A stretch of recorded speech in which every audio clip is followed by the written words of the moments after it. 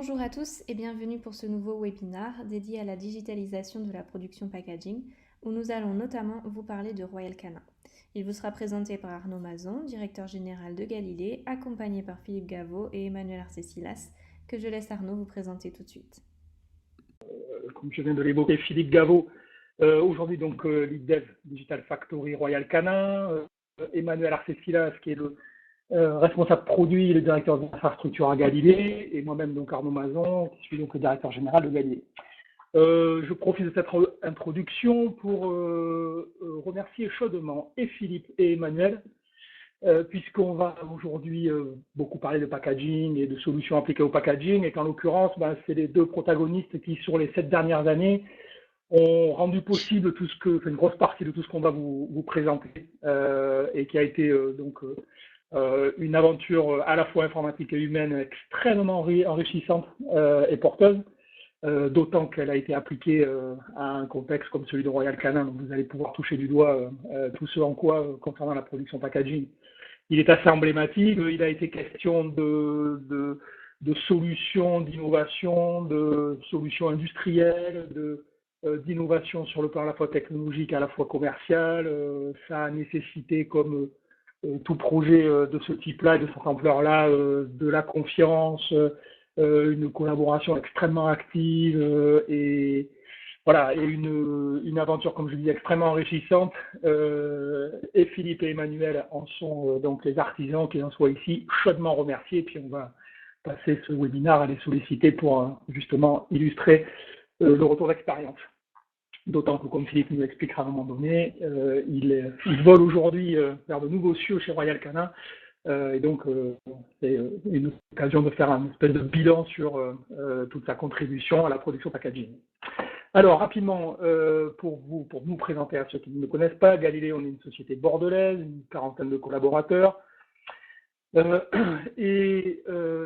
spécialité relève, à l'image de ce qu'on va largement évoquer aujourd'hui, du concept de plateforme de product marketing, c'est-à-dire de solutions destinées à ce qu'on qualifie comme étant l'entreprise communicante, celle qui a une relation prégnante au Alcom, et qui, à ce titre, souhaitait pouvoir disposer de la plateforme qui va lui permettre de gérer justement sa donnée marketing. On la distingue une plateforme, c'est 3 couches qui sont, pour une première part, donc l'infrastructure, puisque compte tenu de la typicité des données qu'on va utiliser, de la forte intégration avec les SI internes qu'il faut servir et de la scalabilité de ce type de solution, on a conçu une infrastructure spécialement dédiée à cet environnement-là, combinée évidemment aux applications grâce auxquelles on va pouvoir structurer la donnée.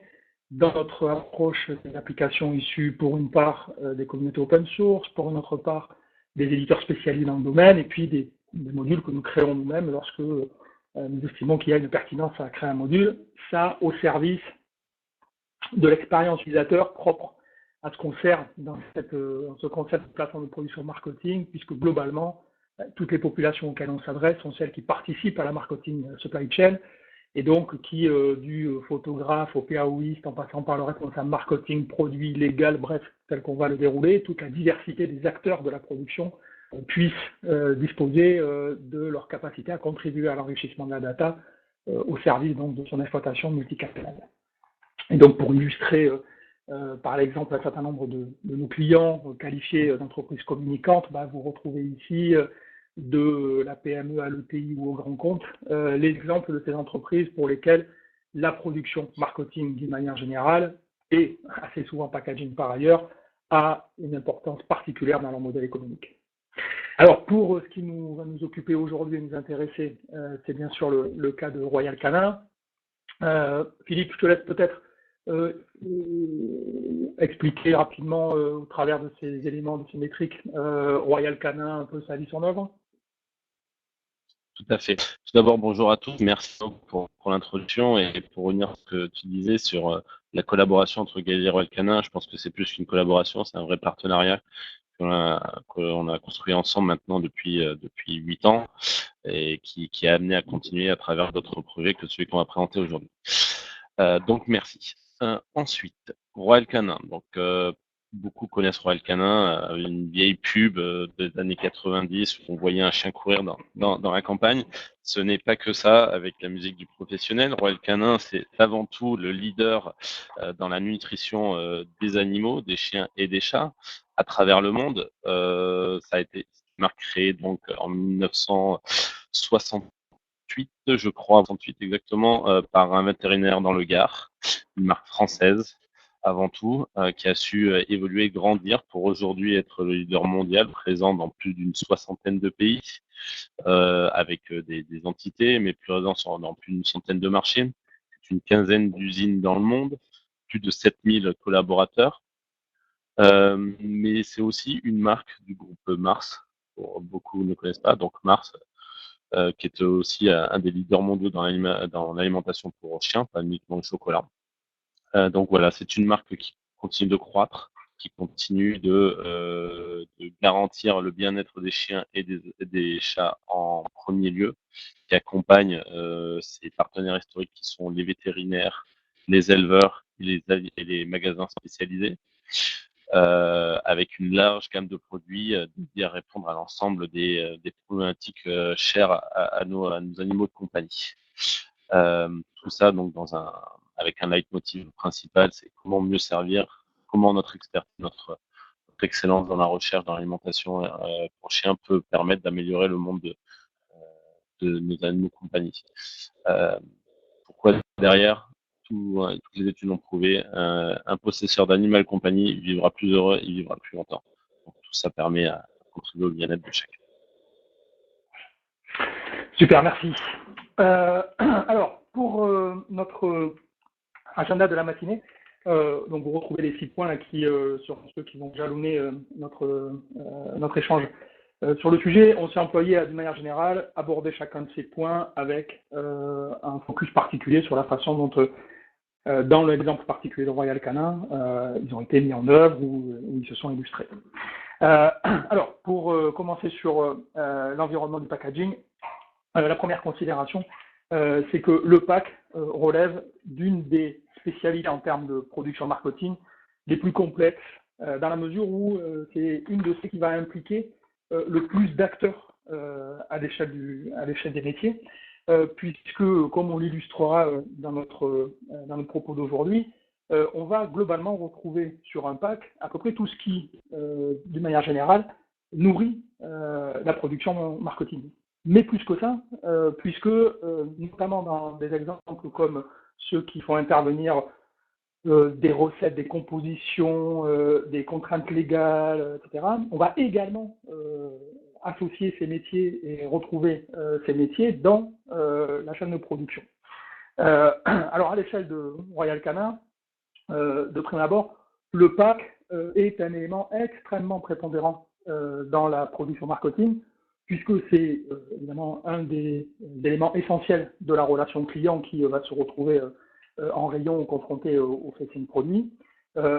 Et lorsqu'on a initié la démarche EasyPack avec Royal Canin, le postulat, Philippe, était que en l'absence de solutions adaptées à votre évolution d'entreprise, qu'on trier ce type de problématique, ou plutôt c'était ce type de problématique que vous souhaitiez adresser dans votre transformation digitale sur le plan de la production packaging. Exactement. Donc en 2010, avec une marque qui grandissait continuellement, avec notre volonté de maximiser la qualité de notre produit en prenant le contexte que le packaging est notre premier vecteur de communication, il était essentiel pour nous de pouvoir répondre dans les délais aux contraintes de delivery de manière globale et mondiale, de pouvoir s'assurer que les informations que nous apposions sur nos sacs étaient réglementairement parlant cohérentes et validées, que nous pouvions avoir la traçabilité nécessaire de l'ensemble des informations et de l'ensemble de nos packaging, et que surtout avec des équipes réduites, nous soyons en capacité d'absorber une croissance et donc un volume de packaging à produire de manière globale croissante. Donc tous ces éléments-là vont amener à nous poser la question de comment revoir notre production packaging.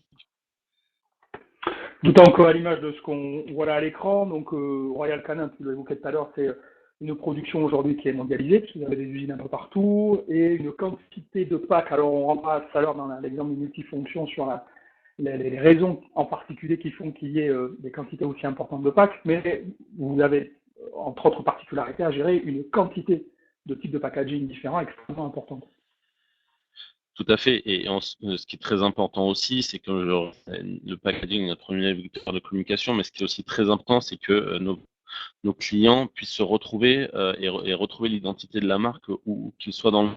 C'est pour ça que donc en 2010, l'équipe GraphiChain a été créée chez Royal Canin, visant à produire en un lieu unique, donc à Eymark dans le Gard, en France, l'ensemble des packaging à travers le monde, respectant de ce fait l'ensemble des contraintes réglementaires à travers le monde, surtout dans des contextes, dans des pays très spécifiques comme l'Argentine ou le Brésil, avec des réglementations très protectionnistes et changeantes. Il était impératif pour nous de pouvoir avoir des données sûres et pouvoir aussi répondre rapidement à ces changements-là. Et donc, les méthodes à l'ancienne d'envoi de fichiers avec des agences par mail et de présentation de packaging n'étaient plus en adéquation avec notre besoin d'évoluer.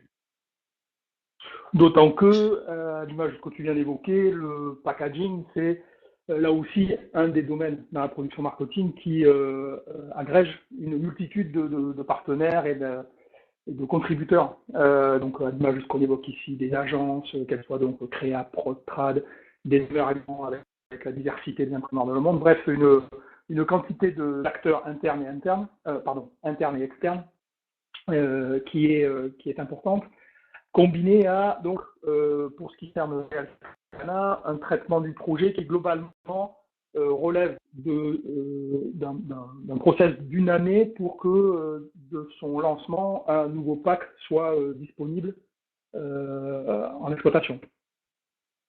C'est ça, c'est un an entre le moment où on commence à travailler sur le design et la mise sur le marché, c'est vraiment, et si on prend le contexte encore plus global des process de création de nouveaux produits chez Royal Canin, ce sont des process sur 18 mois, voire 3 ans sur certains marchés. C'est très très long, où à chaque retard, à chaque fois que nous faisons face à une erreur de saisie, une erreur de manipulation ou même à des changements, chaque retard entraînait irrévocablement des délais, ce que nous, dans un contexte où notre portefeuille grandit et nous avons besoin de encore continuer à grandir, d'adresser de nouveaux marchés et de nouveaux besoins aussi, ce n'était plus tenable. Donc c'est très important que nous puissions avoir travaillé sereinement en interne.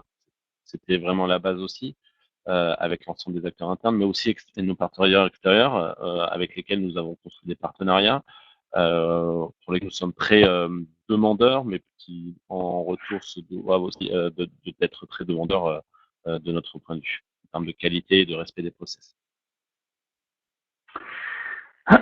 Alors, d'autant que la quantité à produire dans ce contexte est très importante, puisque on en était resté à ce métrique d'à peu près 180 projets qui étaient en cours de manière simultanée, mettant en prise, à l'image de ce qu'on évoquait à l'instant, donc à la fois les différentes zones géographiques, prenant en considération pour la déclinaison de vos gammes produits, ce qui a trait aux contenances, évidemment aux langues, conditionnement, toutes ces particularités qui ont vocation à se retrouver sur son pack.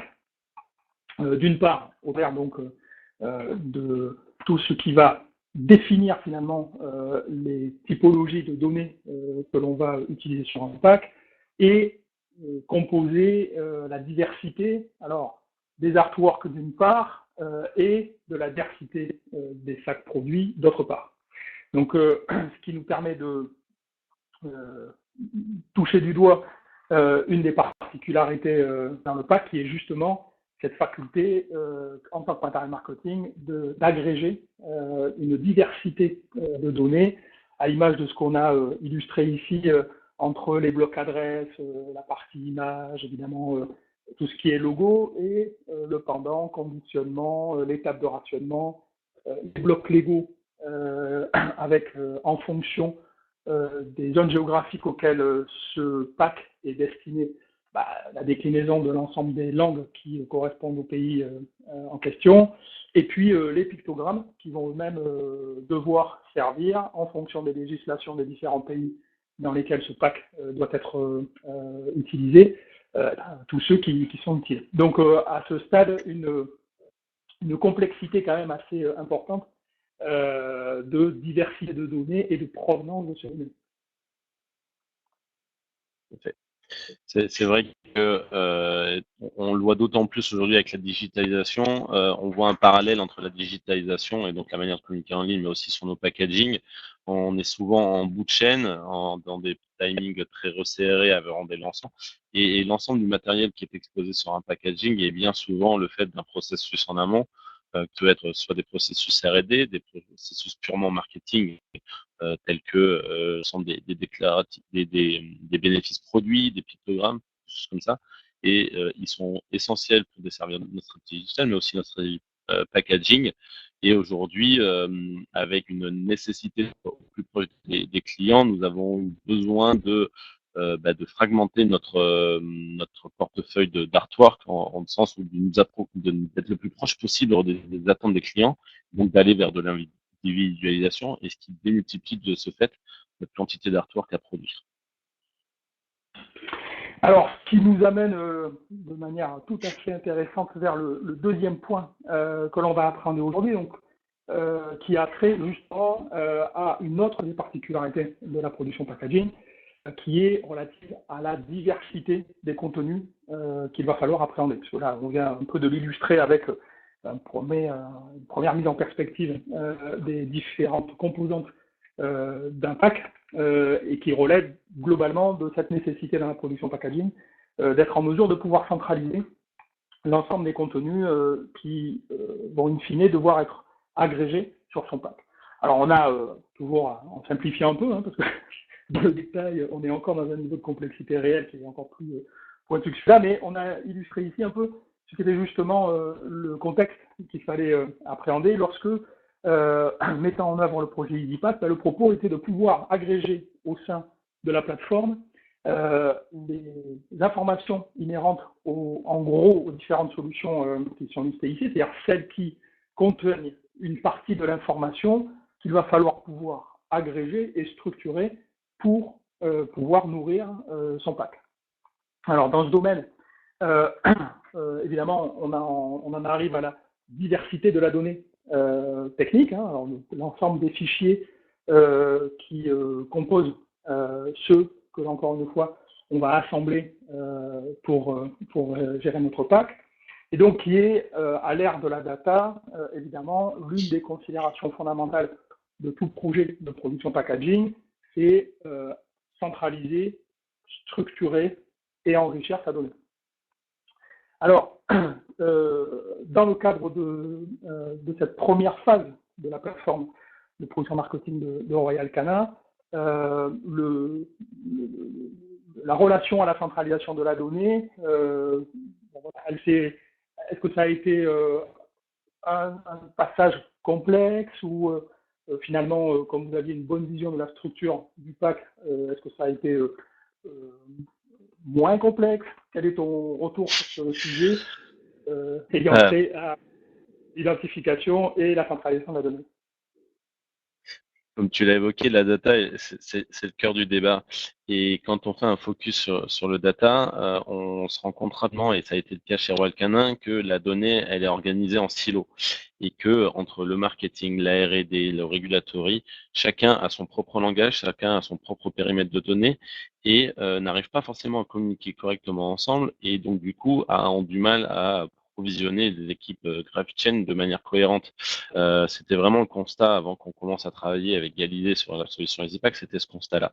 C'est que nos données étaient dupliquées, étaient ressaisies manuellement, et on avait un vrai besoin de casser ces silos et de pouvoir adapter sereine et cohérente notre plateforme de production packaging avec de la donnée qui va pouvoir être traduite de manière semi-automatisée, qui va pouvoir venir s'apposer directement sur nos packaging.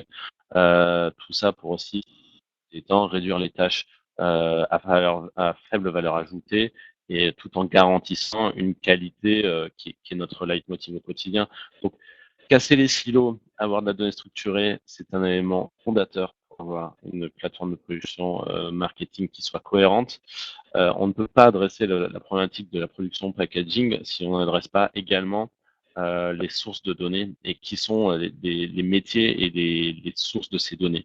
Nous avons la chance à Royal Canin d'avoir des équipes globales, la R&D, le marketing et donc la graph chain sont globales. Nous avons pu mettre autour de la table pour définir des process qui sont cohérents et qui permettent de maximiser les temps dans la communication à données, mais aussi de maximiser la qualité et les revues de ces données, tout en permettant derrière, dans notre plateforme, dans les IPAC, d'enrichir ces données, de les traduire ou de les apposer de manière automatisée sur nos packaging. Donc c'est un élément fondateur, la data et le passage des silos et la définition de processus standardisés.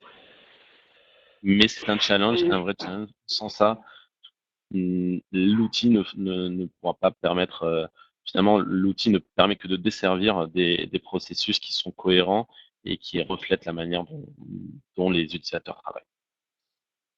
Oui, je le mettrai en perspective au travers d'une première chose que tu as dite, c'est la nécessité d'avoir une concertation forte entre les différentes parties prenantes. Parce que je me rappelle effectivement au début du projet la difficulté qu'il y avait à ce que tout ait par exemple une définition commune de la notion de produit.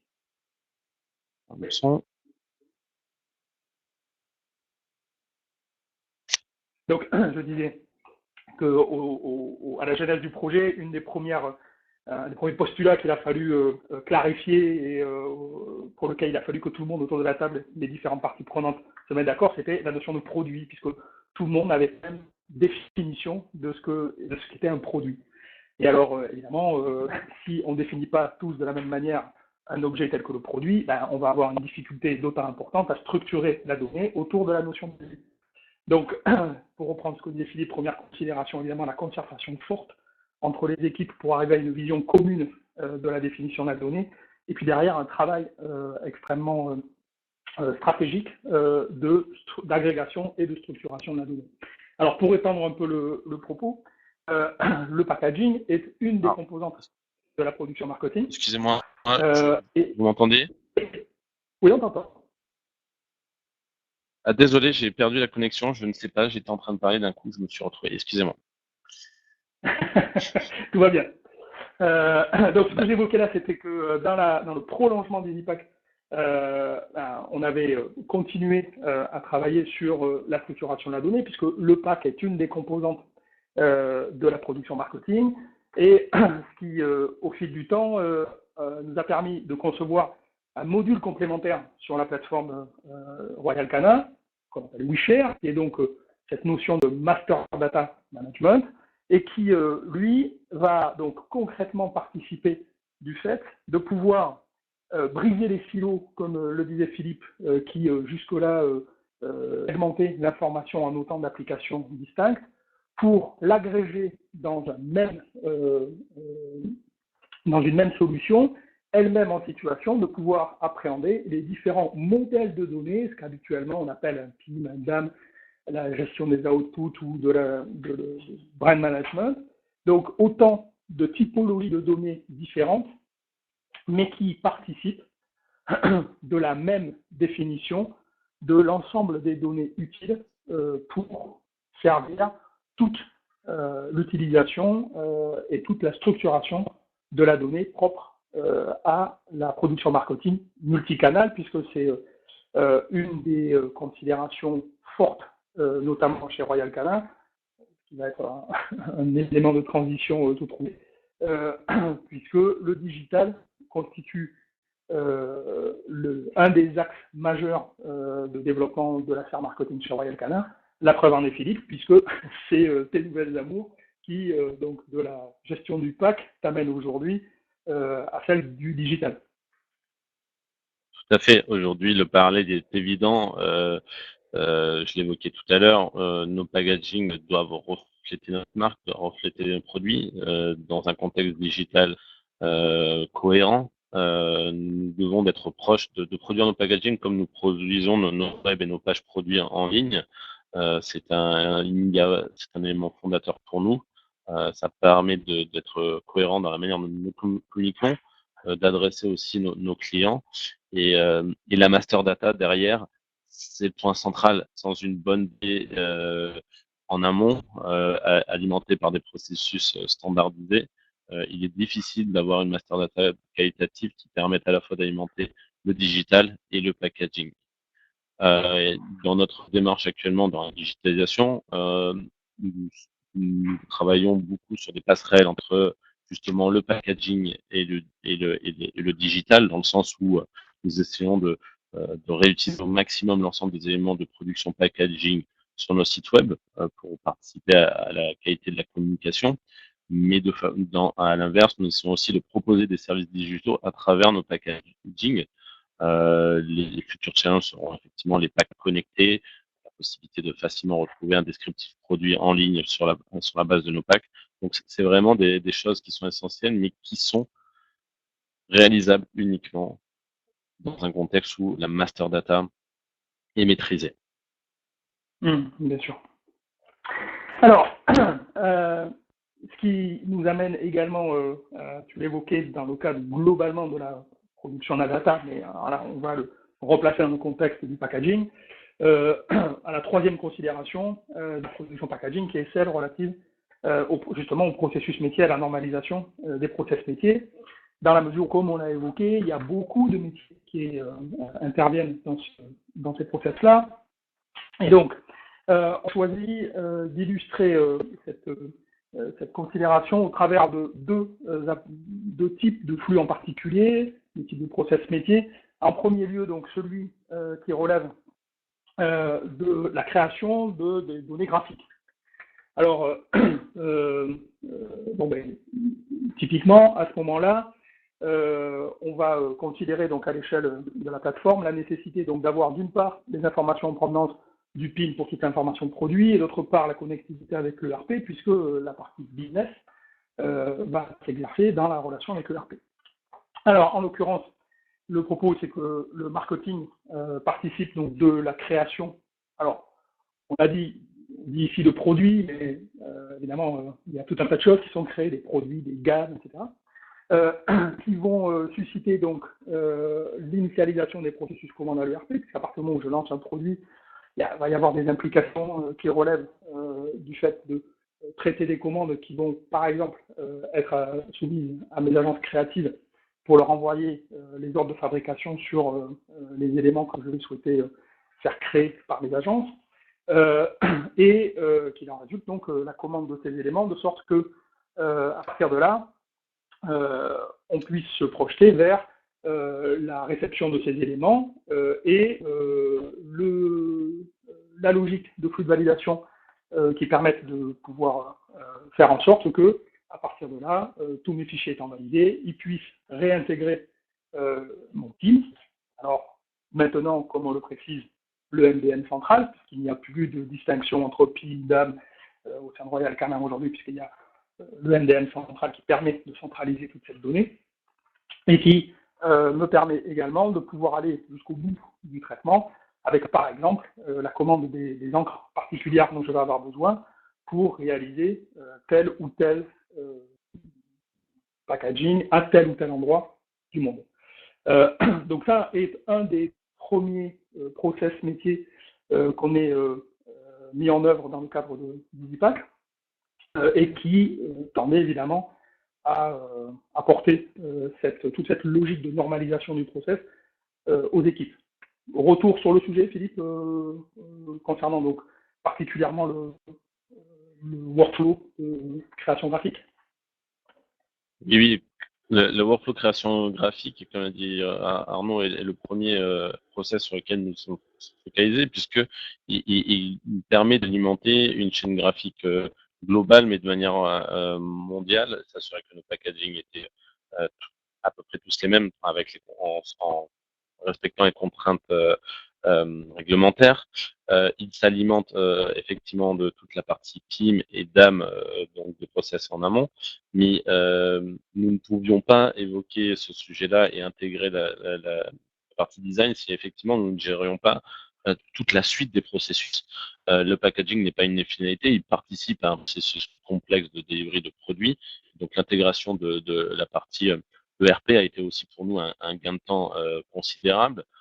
et éviter de ressaisie de tâches manuelles, y compris pour la commande d'encre, la possibilité pour nous de commander directement à nos fournisseurs en fonction des produits à venir et donc des produits à des packaging prochainement à produire, l'ensemble des encres pour s'assurer que lorsque les imprimeurs recevront les artworks et auront gravé les cylindres, l'ensemble du matériel sera disponible. Donc, chez nous, nous avons 3 processus. Vraiment, la partie en amont qui est sur l'idée graphique, le positionnement produit, le design, celui que nous évoquons, et ensuite la production. Et ces 3-là sont obligatoirement adressés en même temps, ou sinon nous aurions eu une discontinuité et n'aurions fait que repousser le problème ailleurs. Donc c'est vraiment un point central et que grâce à EasyPack, nous avons pu résoudre. Oui, ce que ça permet de bien mettre en exergue sur ce premier exemple aussi, c'est selon quoi une plateforme packaging est un hub de transfert d'informations dans la considération du système d'information d'une entreprise, puisque, à l'image de ce qu'on vient de se dire, d'abord, il y a de l'interne, il y a de l'externe, en termes de contributeurs. Ensuite, j'ai des informations qui m'arrivent plutôt de la sphère marketing, d'autres plutôt de la sphère business, des troisièmes qui évidemment doivent impacter mon administratif, la partie ERP. Et donc, pour que tout ça soit en situation de réellement servir les process métiers, il y a cette nécessité forte pour une plateforme packaging d'être très interconnectée avec le SI central. Alors, deuxième flux qu'on est représenté ici, puisqu'il est alors, dans votre texte particulièrement intéressant, c'est celui qui a trait à la gestion des textes légaux. Puisque, évidemment, alors comme je prenais l'exemple tout à l'heure, tout type de métiers qui vont traiter de recettes, de composition ou autres, et évidemment qui vont se vendre dans différents pays et donc assujettis à différentes législations, tout le workflow relatif à la gestion de textes légaux est évidemment particulièrement important. Donc là, la particularité dans le cadre de Royal Canin relève de la façon dont vous avez modélisé cette manière de procéder, donc qui, de la même manière, donc sous-tend la relation entre les informations issues de la partie produit, combinées donc au traitement qu'en feront les agences de traduction, en relation avec la faculté de pouvoir automatiquement donc contrôler les textes qui seront renvoyés par les agences. Donc même topo, petite explication, petit retour d'expérience dans le domaine.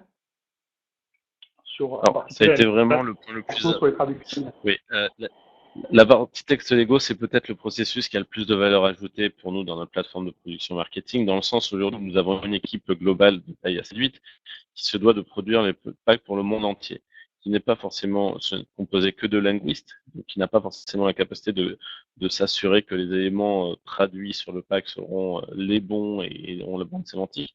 Donc nous avons dû mettre en place avec un partenaire privilégié qui est notre agent de traduction dans EasyPack, un processus de traduction semi-automatisé des éléments légaux. Pour nous, ça a été un gain de temps considérable. Nous pouvions fournir rapidement via EasyPack à nos agences le matériel légal à traduire en ayant validé en amont dans le process PIM que la structure des textes était cohérente vis-à-vis des marchés adressés, vis-à-vis du produit fourni. Notre partenaire pouvait automatiquement, via des web services, injecter le contenu traduit dans notre système. Et à partir de ce moment-là, une fois que notre système était rempli, nous n'avions plus à nous soucier, et validé, nous n'avions plus à nous soucier du positionnement de ces éléments sur le packaging. Et de ce fait, avec une intégration, un mécanisme d'intégration automatique sur les artworks. Donc ça, c'était un premier gain, mais le gain aussi qui est considérable, c'est dans le cas où nous avions des erreurs, des besoins de changement, nous n'avions qu'à redemander une traduction, et à la relivraison de la traduction venait s'apposer automatiquement au bon endroit sur l'ensemble des packs concernés. Donc ça a été un gain de temps considérable, une sécurité vis-à-vis de la qualité, et une garantie vis-à-vis aussi des respects des timings et des plannings qui sont essentiels. Tout ça, bien sûr, derrière avec la connexion, l'interopérabilité avec notre ERP pour garantir que nos fournisseurs soient aussi et nos partenaires soient payés en temps et en heure. Le texte légal pour nous est l'élément seul sur le pack. Nous pouvons avoir tout le marketing que nous voulons, tout le graphisme que nous voulons sur un packaging, mais le légal c'est quelque chose sur lequel malheureusement on ne peut pas déroger et donc qui est essentiel. Nous pouvons nous tromper sur du marketing, nous ne pouvons pas nous tromper sur du légal. Ouais, bien sûr. C'est essentiel pour ça. Et aujourd'hui, c'est la valeur ajoutée de la plateforme. Je retiens un point particulier toujours dans cette logique de la connectivité forte.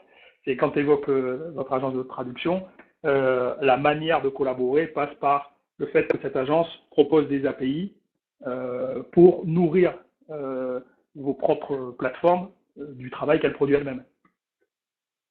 Tout à fait. Le côté hub, comme tu évoquais sur le point précédent de EasyPack, est central. Nous voulons une seule et unique plateforme, un seul qui matérialise des processus, mais un seul endroit pour manipuler cette donnée. Nos partenaires, nous leur offrons les moyens de s'interconnecter avec notre écosystème pour eux aussi leur maximiser la qualité de leur travail et le temps de travail nécessaire et éviter des temps de ressaisie de données. Je trouve que c'est un bon enseignement aussi quand on se projette dans ce type de projet, de solution, avoir en tête que tout l'écosystème doit être le plus interopérable, le plus connectable possible, puisque c'est aussi comme ça qu'on va pouvoir assurer l'interopérabilité entre les différentes solutions. Alors, le domaine des textes légaux me permet de mettre en perspective une petit focus sur certains éléments de R&D qu'on produit, puisque donc, en étant en prise avec Royal Canin, notamment dans ce type de considération, ça nous a amené à travailler sur la façon dont on pouvait améliorer de façon constante, notamment toute la partie contrôle et vérification de la façon de gérer justement les langues et l'arrivée des langues, etc. Donc je vais passer la parole à Emmanuel qui va nous expliquer un peu ce que dans ce domaine on est en train d'investiguer et de tester, ou voilà, qui fait l'objet de notre logique de R&D, avec donc cette logique de détection automatique des textes. Alors, tout à fait, on poursuit l'innovation dans le cadre du déploiement de la plateforme de production packaging. Donc là, par exemple, l'exemple d'un moteur qui sera déployé dès l'année prochaine.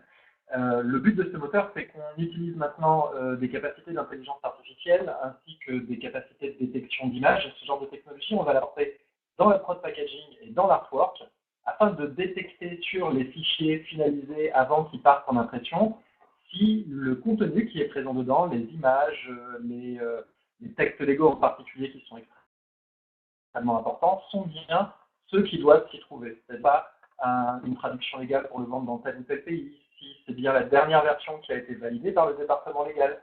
Et on va pouvoir apporter ça à tout type d'images présentes sur le pack, quelle que soit la technologie employée pour fabriquer le pack, quel que soit son format de fichier. C'est un des exemples d'innovation qu'on continue à apporter, et pour celui-ci qui s'est déployé dès l'année prochaine. Voilà, donc un mix entre traitement de la donnée, intelligence artificielle et automatisation des process métiers, avec donc là l'exemple qui permet d'illustrer comment la technologie peut faciliter finalement la gestion et globalement la qualité de ce qui va être produit, puisqu'on va pouvoir donc par exemple, automatiser ce type de contrôle sur des données aussi diverses et aussi complexes finalement à appréhender que là, sur un pas comme celui-ci, tous les textes légaux. Alors, point suivant, et non des moindres, celui qui a trait donc à la validation en ligne, puisque un autre des aspects du PAC, c'est évidemment qu'il va relever de multiples validations en fonction des différents contributeurs. Et là, c'est également un des points qui a été extrêmement intéressant en termes d'amélioration, qui est celui qui permet donc là on utilise comme pour une grosse partie de la gestion de projet packaging chez Royal Canin, donc les solutions d'Alim là avec la partie Dialogue Engine qui est l'outil de visualisation et résolution de mon pack. Alors l'important là évidemment c'est à l'image de ce qu'on est en train de voir, c'est d'avoir des solutions qui soient très métiers, c'est-à-dire que elles me permettent d'appréhender toute la complexité de mon fichier de production de manière native et d'appréhension de mon fichier, que ça soit dans mes capacités de zoom, d'annotation, de relation aux informations techniques sur mon fichier, de capacité d'apposition de marques, de mise en surbrillance d'éléments. Ajouter de la contribution et de la faculté collaborative, et bien sûr des capacités de validation et de rejet. Et puisque c'est aussi une des possibilités offertes par cette solution en l'occurrence, le fait que lorsque j'ai plusieurs révisions d'un fichier, elle soit capable de me détecter automatiquement les différences entre mes différents fichiers. La notion de révision qui, plutôt que devoir laisser à l'œil humain le fait d'identifier si les corrections demandées sur une version 1 sont bien reportées sur une version 2, pouvoir poser directement dans mon application de la fonctionnalité qui va me permettre, pixel à pixel, de pouvoir me mettre en surbrillance la différence entre, par exemple, deux versions ou plus d'un document. Donc la même question, Philippe, en termes d'expérience utilisateur, si tu peux nous faire un retour sur la façon dont le fait de pouvoir valider en ligne et de disposer de solutions métiers pour valider en ligne a contribué à l'amélioration des process. Pour commencer, je pense que Dalim, ça a été le point de départ de la construction de la relation entre Royal Canin et Galilée. Dalim a été l'élément déclencheur de la construction de la plateforme. C'est effectivement cette capacité de voir en ligne des fichiers de plus en plus complexes sans avoir à acheter une multitude de licences, que ce soit InDesign, que ce soit Illustrator ou autre, a été un élément crucial pour nous en termes d'économie, mais aussi en tant que gain de temps. Aujourd'hui, l'ensemble de l'équipe GraphiChain a continuellement un widget Dialog Engine ouvert sur un fichier, lui permettant de ne pas avoir imprimé non plus l'ensemble des fichiers reçus. C'est un point important en termes de sustainabilité. C'est du gain de temps essentiellement, puisque derrière, à travers cet écran-là, nous allons pouvoir facilement annoter et fournir de l'information à nos partenaires, à nos agences, mais aussi en interne, demander des revues réglementaires. C'est l'outil le plus puissant de cette solution, en tout cas dans le processus de validation des artworks, puisque comme tu l'as évoqué Arnaud, permet de suivre l'ensemble des corrections. La confiance n'excluant pas le contrôle, nous pouvons facilement voir si d'une version à une autre, l'ensemble des corrections ont bien été apportées, il n'y a pas de changement un nouveau artwork, et donc tout ça permet de garantir la qualité, permet de réduire le temps de validation des artworks et permet aussi des économies substantielles de temps de manière globale. Et participe aussi à l'expérience utilisateur où pour une fois nous desservons en interne des outils qui sont user-friendly, avec Dalim qui a fait une grosse évolution lorsqu'ils sont passés en HTML5 sur ce viewer. Ouais, parce que finalement, c'est quand même une des interfaces qui est la plus communément utilisée, puisqu'il y a tout un tas de process, comme on l'a évoqué, qui ont vocation à être automatisés, à se passer en tâche de fond, à ne pas requérir d'intervention ou d'appréhension de l'utilisateur, alors que là, typiquement, sur cet aspect des choses, évidemment, l'utilisateur, là, pour le coup, va être confronté à un outil métier, et donc, selon quoi l'expérience utilisateur est d'autant importante pour que de ce point de vue-là, ça soit le mieux reçu par les utilisateurs. Alors, tout à fait. Avant-dernier point, et non des moindres, que l'on va appréhender aujourd'hui, c'est la notion de personnalisation du packaging, puisque bon, le fait de personnaliser le packaging est aujourd'hui une des tendances lourdes, c'est peu de le dire. En tout état de cause, c'est une des évolutions majeures, une des demandes les plus importantes, pour des raisons totalement diverses en fonction des cas de figure. Les raisons pour lesquelles des marques différentes vont vouloir apposer une personnalisation, vont aller du simple agrément cosmétique à la volonté d'apposer finalement un élément d'association du produit au consommateur. Alors, dans le cadre de Royal Canin, c'est une problématique qui est plus finalement stratégique et qui répond à des enjeux extrêmement importants. Alors, le propos que tu vas nous détailler dans un instant, mais a été un de ceux qui, en termes justement de genèse du projet, a été extrêmement intéressant, parce que globalement, il était à un moment donné, à l'échelle de Royal Canin, dire bon voilà, on a une stratégie business, par contre, il nous faut trouver des manières de pouvoir, en termes de production marketing, servir notre stratégie business, qui en l'occurrence résultait de la faculté de pouvoir associer dans la relation entre le prescripteur, qui est une partie de la clientèle de Royal Canin, par exemple les vétérinaires, et au final, ce qui allait permettre de ne pas vendre un produit parmi d'autres, mais un produit adapté à un animal ou à un animal en l'occurrence. Et ça, dans cette vision donc du prescripteur, le vétérinaire par exemple, qui va saisir donc la commande de son client, qui doit susciter la production d'un élément de personnalisation de packaging, qui ensuite va être imprimé, associé au pack, de telle sorte que la livraison puisse s'exercer. Donc on va voir ça dans un instant dans le détail. Est-ce que tu peux nous en dire un peu plus sur la genèse et le contexte qui a amené donc à ce qu'on appelle dans notre jargon EasyPack l'artwork comme demande, ou la faculté de pouvoir donc personnaliser son artwork, son sac, Oui. à demande en particulier.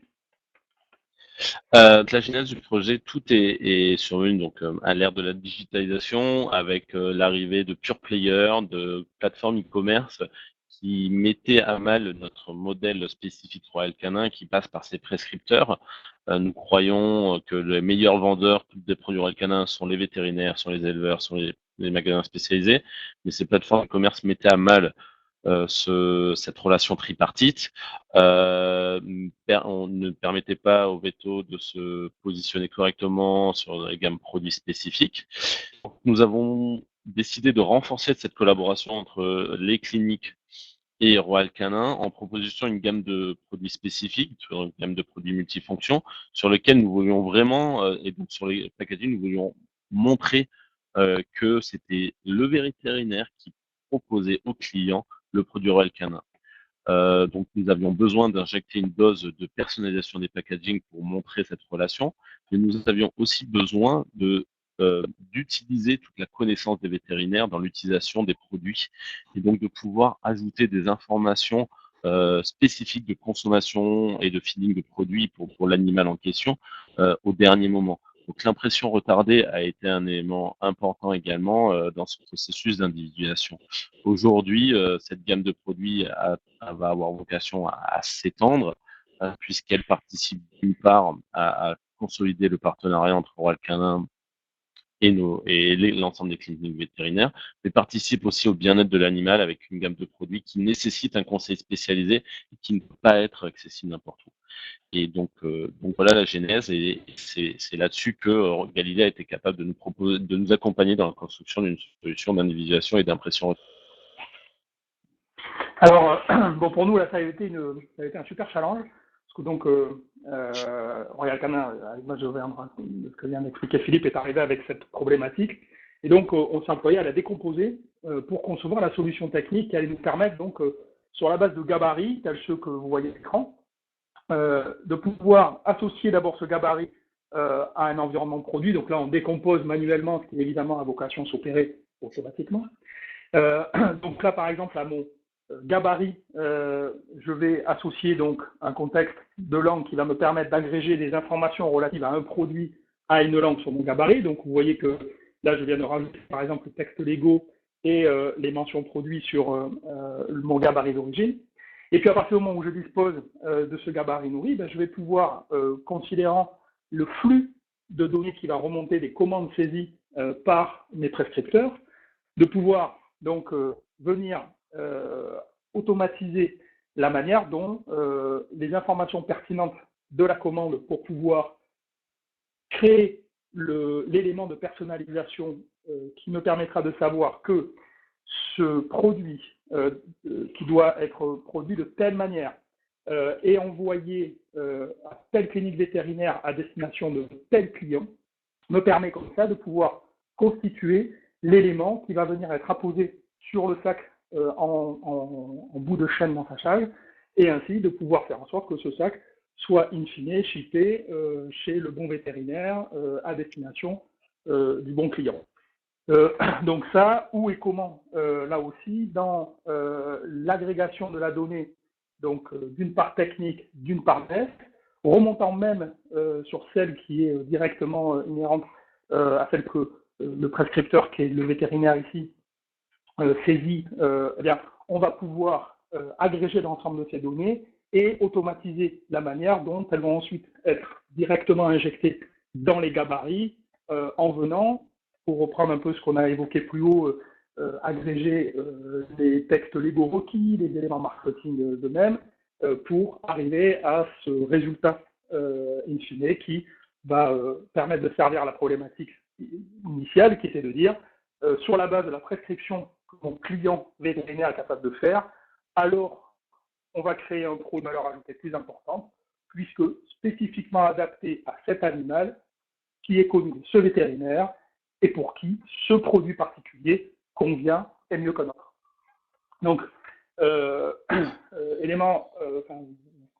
une partie extrêmement intéressante du projet, qui ici a fait donc utiliser un nouveau composant qui s'appelle Chili Publisher, qui est donc une solution d'édition en ligne de documents, une espèce de d'InDesign dans un navigateur, ajouter donc de fortes capacités d'intégration, puisque nourrit d'API qui justement permettent de pouvoir interroger le moteur d'application depuis les flux automatisés de données, et au sein duquel donc on a pu créer les gabarits que vous voyez à l'écran, et ensuite les mécaniques qui permettaient d'injecter de la donnée pour générer à la volée l'ensemble des étiquettes. Dernière partie. Je ne sais pas si tu avais quelque chose à ajouter, Philippe, peut-être sur ce sujet. Non, je réponds juste sur le côté challenge. Je me souviens bien, nous sommes venus voir Galilée, je pense, en septembre-octobre, en leur pitchant rapidement notre contexte et le produit derrière et la solution déployée worldwide, donc déjà sur une vingtaine de pays, a été sorti en production, je crois, au 31 mars. Donc un projet en moins de 6 mois de cette envergure, ça a été un gros challenge. Et la notion de partenariat entre Royal et Galilée ne s'est jamais autant exprimée que dans ce projet-là, où tout le monde a mis la main à la pâte et au final, notre solution a pu s'intégrer parfaitement au projet, mais aussi dans un contexte de changement dans la chaîne de distribution, puisque finalement, il fallait pouvoir imprimer au dernier moment sur des packs qui étaient déjà remplis en usine. Et donc là-dessus aussi, l'interopérabilité entre notre solution et l'ensemble des warehouse management systems dans nos usines était une des contraintes supplémentaires. Sans oublier l'imprimabilité qui est un élément technique qu'il fallait respecter. Oui, c'était un challenge et un beau challenge. Oui, c'est vrai. J'avais effectivement omis ce paramètre qui est aussi une de nos marques de fabrique. Je vais nous faire un peu de pub. Puisque dans ce qu'on qualifie comme étant notre stratégie d'intégration, il y a cette considération d'être en situation de disposer du socle technique qui nous permet de livrer rapidement. Parce qu'à l'image de ce que Philippe vient d'évoquer, rares sont les situations dans lesquelles une problématique en termes de production marketing souffre 2 ans avant d'accoucher de la solution qu'elle appelle de ses vœux. Et là, c'est exactement le cas. Royal Canin avait cet impératif business de lancer cette nouvelle gamme de produits multifonctions dans un temps relativement court. Et donc, une des gageurs qu'on s'emploie à servir de manière constante auprès de nos clients, c'est cette faculté de pouvoir identifier les solutions qui vont nous permettre de servir le besoin métier dans un temps court, de sorte qu'ils soient en mesure de satisfaire les impératifs business qui eux-mêmes, de manière générale, relèvent de temps relativement limité. Donc, merci pour cette précision. Alors, dernier point de notre webinaire, celui qui a trait donc en termes de conclusion à cette autre considération que sont les KPI et les statistiques. C'est-à-dire que au gré de tout ce qu'on a évoqué en termes de production, la perspective de pouvoir se placer dans une logique d'amélioration continue relève évidemment de la faculté à pouvoir identifier au travers d'un certain nombre de métriques ce qui permet de mettre en exemple les axes d'amélioration. Pour appréhender ce sujet, on a réalisé il y a quelques mois un atelier avec un certain nombre de nos clients tous dans la packaging, destiné à leur faire mettre en perspective ce qui, pour chacun d'entre eux, relevait des éléments les plus importants en termes justement de KPIs et de statistiques. Alors, on les a classés en 5 grandes catégories. Je ne vais pas aller dans le détail de chacune d'entre elles. Par contre, elles se trouvent sur un article que vous trouverez sur notre page LinkedIn et qui reprend justement tout le détail de ce que ces ateliers avaient mis en perspective. Alors, on les a classés de cette manière-là, avec première considération, ce qui permettait dans ces analytiques d'avoir une vision globale de l'activité. C'est-à-dire combien je traite de projets, combien j'ai de versions, combien j'ai d'artwork ou de documents de création. Bref, tout ce qui me permet d'avoir la vision globale de mon activité. Deuxième considération, celle qui a trait à la supervision des contributeurs. Comme on l'a évoqué largement ce matin, dans la production de packaging, il y a une diversité et une quantité de contributeurs relativement importante. Le fait de pouvoir savoir qui est à quelle étape, combien de temps a été passé sur telle étape, par voie de conséquence, quelles sont celles que j'ai le plus à améliorer, où est-ce que j'ai des points de blocage, où est-ce que j'ai des étapes qui excèdent les temps prévus, va permettre évidemment de pouvoir aller avec les populations concernées par ces étapes dans l'analyse du pourquoi, dans l'analyse de comment faire mieux, etc. Troisième considération, évidemment, tout ce qui a trait au temps. Puisque, comme in fine, quand on parle de packaging, il faut délivrer un produit à un client, évidemment, la contrainte de temps est également extrêmement prégnante.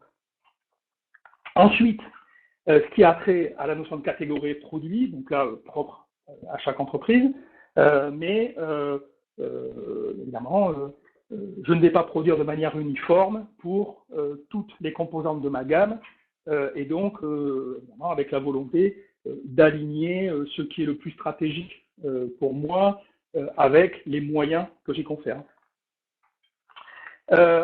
Enfin, et évidemment, tout ce qui a trait à l'identification et au tracking des erreurs, puisque une partie de ma production va me poser problème, voilà, va susciter des erreurs, et donc tout ce qui va me permettre de mettre en perspective les causes de ces erreurs, évidemment, va représenter une valeur ajoutée particulière dans cette démarche d'amélioration continue.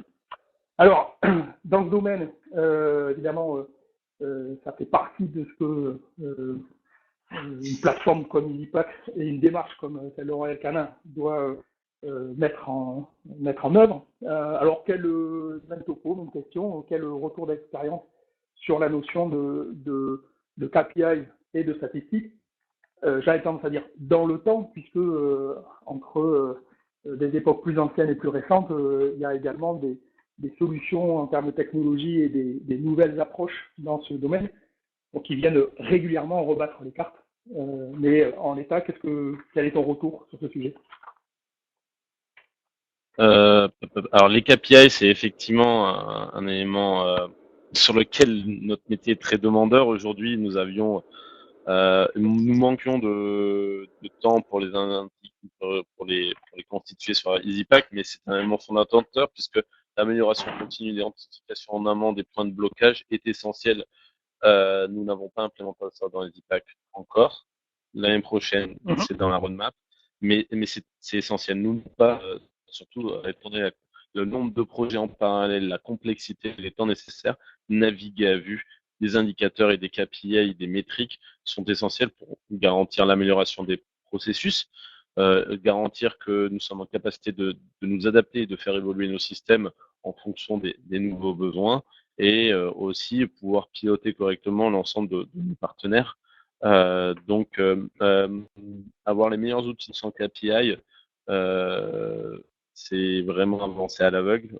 C'est un élément comme le master data, comme l'interopérabilité de la plateforme de production packaging avec l'ensemble des écosystèmes. Les KPI sont un des autres éléments qui sont essentiels pour garantir le succès de sa plateforme. Donc, comme tu le disais, rendez-vous pour ce qui est de l'arrivée de statistiques et de KPI élaborés, rendez-vous l'année prochaine au niveau d'EasyPack. Et plus largement, rendez-vous quand vous voulez pour chacun des projets que vous puissiez avoir, puisque comme je le disais, le stack en termes de technologie dévolue à la manière de pouvoir appréhender la notion de statistique et d'analytique est aujourd'hui extrêmement riche en termes d'évolution.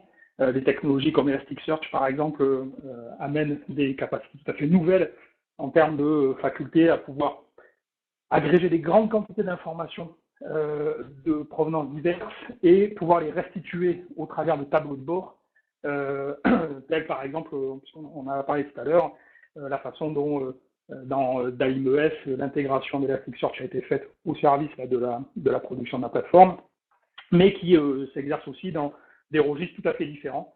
Là, on est sur justement des projets qui relèvent de cette logique de considérant des sources d'informations diverses, être en situation de pouvoir les structurer pour les restituer dans des tableaux de bord qui permettent d'avoir, d'en générer des analytiques intelligibles. Donc, un domaine tout à fait porteur. Voilà, nous arrivons au terme de notre webinaire en étant presque dans les temps. Et donc, ouvert à vos questions si vous en avez, qu'elles s'adressent donc à Emmanuel, à Philippe ou à moi-même.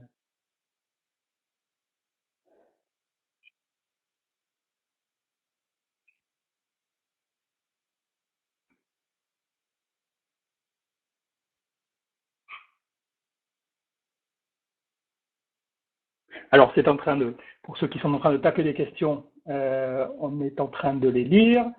Alors déjà, merci pour le commentaire pour l'utilisateur qui s'appelle Roche, que ce soit le nom de la société ou votre nom.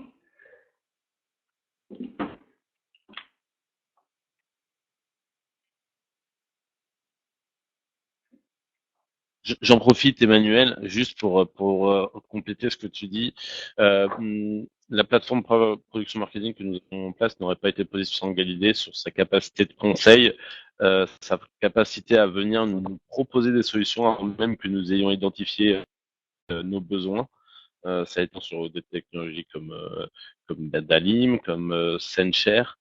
C'est cette capacité à bien prendre aussi l'aspect business et la maîtrise de la technicité qui contribue aujourd'hui à ce que nous ayons, je pense, une plateforme robuste et qui soit évolutive et qui participe à la croissance de Royal Canin.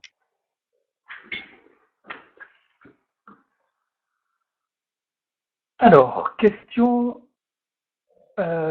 pouvons-nous parler de la partie qualification et validation et sécurisation des données?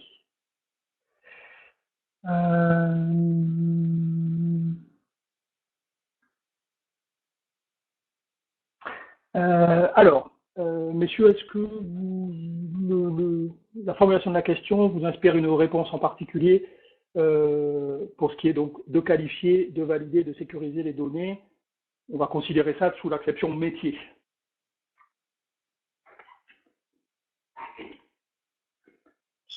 Donc j'ai un certain... Bon, je vous laisse réfléchir. Sur la partie sécurisation. Ah pardon, vas-y. Non, mais si effectivement c'est sur la point de vue validation et qualification de la donnée, c'est purement nos processus métiers aujourd'hui qui contribuent à cela. La qualité est un leitmotiv. Nous dans des processus en amont du packaging, nous essayons de qualifier au maximum pour éviter des cycles de remodification au niveau de packaging. Aujourd'hui, nous essayons de déporter cela en amont dans l'ensemble des processus qui alimentent le packaging pour justement éviter faire des repasses et de revalidation de contenu une fois posé sur les packaging, parce que c'est une repasse inutile, qui est une perte de temps et qui ne permet pas aux équipes de se focaliser sur leur cœur de métier, savoir le respect de la chaîne graphique et la conduite de projets complexes et multiples. Donc aujourd'hui, nous faisons porter ça dans notre master data, dans notre solution MDM, et qui est nécessaire effectivement pour avoir ça. Alors là, on est plus sur du test. Je parle de qualification et validation de la solution. Oui, Emmanuel, peut-être tu peux nous... Pour ce qui était de la partie sécurisation des données au sens du contenu des données, c'était justement un des enjeux du projet MDM, puisqu'il participe, comme tu viens de l'évoquer, de la création de la donnée en amont et de la validation de la donnée à l'échelle unitaire, étant entendu qu'ensuite elle sera utilisée à des fins multiples, comme on l'a évoqué. Autre question. Donc, EasyPack est-il accessible sous forme de licence? Alors oui et non.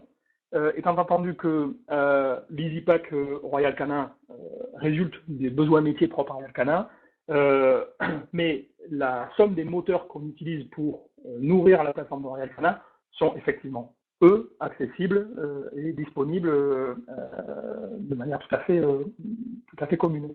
Le fait étant que, d'une manière générale, notre démarche est de concevoir, au travers de notre stratégie d'intégration, sur la base d'un socle technique existant, la solution qui convient à chacun des contextes. Un espèce de prêt-à-porter sur mesure pour créer chaque plateforme. Autre question relative à la manière dont le packaging dynamique est géré. Alors, je vais laisser la parole à Emmanuel pour répondre à cette question. Alors actuellement, derrière le packaging dynamique dans la solution, il y a deux choses. Il y a tout d'abord dans la partie Illustrator le fait que l'on vienne placer au bon endroit le bon texte légal dans le packaging. Donc ça, c'est une forme d'API entre guillemets basée sur Illustrator. Et il y a une deuxième chose qui est que vous avez vu sur la personnalisation du packaging, où là pour le coup la zone de personnalisation est réalisée avec Chili Publisher. À compter de l'année prochaine, nous sommes en ce moment en pleine recherche et développement avec Royal Canin sur comment aller plus loin pour le packaging dynamique et notamment comment réussir à mettre en page des formes plus complexes dans le packaging. Et à ce titre, nous travaillons sur l'automatisation d'une partie des éléments dans Illustrator directement pour réaliser les fichiers packs plus complexes.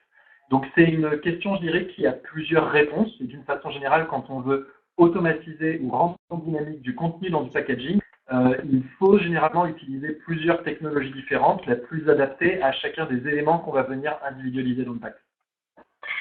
Et donc, par rapport à nos investigations dans le domaine qui courent sur plusieurs années et courront encore sur plusieurs années, il n'est pas exclu qu'il faille habilement savoir manier de l'automatisation d'InDesign dans Illustrator et potentiellement dans un moteur comme Chili, en fonction des différents objectifs et surtout en fonction des différentes typologies ou problématiques dans la création de packaging. Il se trouve que chez Royal Canin, par rapport à moyenne de nos clients qui peuvent être des Pierre Fabre, des laboratoires Urgo ou autres, on pense qu'on tient avec Royal Canin un des contextes les plus exigeants et les plus complexes en termes de production packaging, considérant donc tout ce que vous avez évoqué en termes de diversité, considérant aussi les technologies d'impression, les exigences en termes de photogravure, tout ça, on pense, par rapport encore une fois aux différents cas qu'on travaille au quotidien,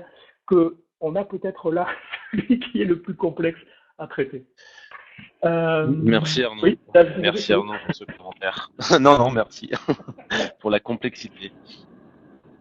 Non, mais sérieusement, Oui, non, mais la structure de nos fichiers, la richesse de ceci et les processus d'impression font qu'effectivement, en termes de lourdeur, j'allais dire même de nos fichiers, et pour arriver à de l'automatisation complète, il y a du travail.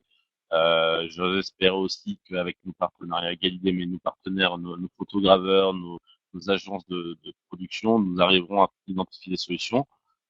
La solution complète mettra du temps, mais il y a des étapes sur lesquelles on peut rapidement gagner. Et dès l'année prochaine, cela se matérialisera dans les EasyPack. Oui, c'est exactement le propos. C'est décomposer l'automatisation de l'artwork en différentes étapes et de manière agile et itérative, avancer étape après étape. On a déjà beaucoup avancé, comme on l'a évoqué ce matin. Il reste encore des domaines importants à explorer.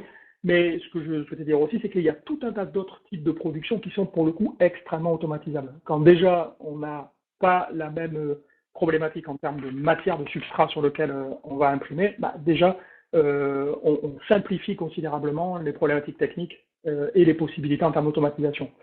Donc voilà, il y a en tout cas des domaines extrêmement porteurs et intéressants à adresser dans ce domaine-là, parce qu'à n'en pas douter, là, l'automatisation du packaging sur les 3-5 ans qui viennent va être un domaine qui va beaucoup avancer.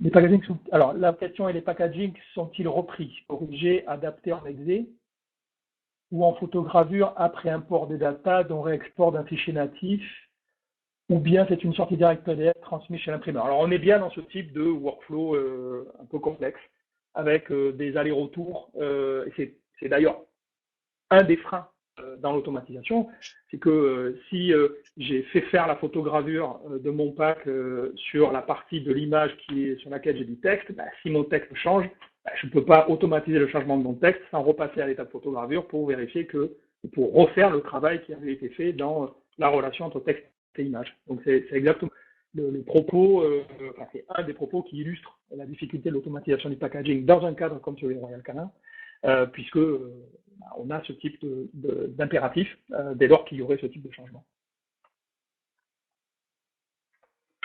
Alors, je ne suis pas bien sûr qu'on ait répondu complètement à la question de Monsieur Lejeune. Donc, ce que je vous propose, c'est qu'on puisse y répondre en parallèle. Parce que comme vous avez reposé la question, je pense ce qu'on vous a dit ne devait pas être ce que vous attendiez. Donc, on est à votre disposition pour vous répondre plus précisément sur ce qu'était votre intérêt dans le domaine.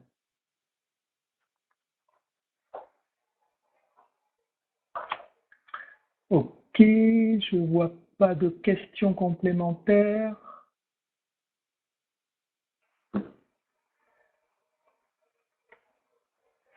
Donc, s'il n'y en a pas plus, étant donné qu'il est midi, je vais conclure donc en remerciant encore, j'ai démarré par là, je finirai par là, en remerciant chaudement donc aussi bien Philippe pour cette collaboration depuis 7 ou 8 ans. On aura l'occasion de refêter ça prochainement, j'espère. Remercier également évidemment Emmanuel, je l'ai dit, à Galilée, c'est l'artisan du projet Royal Canin avec Philippe. Vous remercier à tous pour avoir assisté à ce webinaire. On est évidemment à votre disposition pour toute espèce de questions que vous puissiez avoir ou sollicitations que vous souhaitiez nous faire. Il sera en replay pour ceux qui le souhaiteraient. Et on est donc à votre disposition pour tout projet futur ou toute question que vous puissiez avoir. Merci à tous, bonne fin de journée et à très bientôt. Au revoir.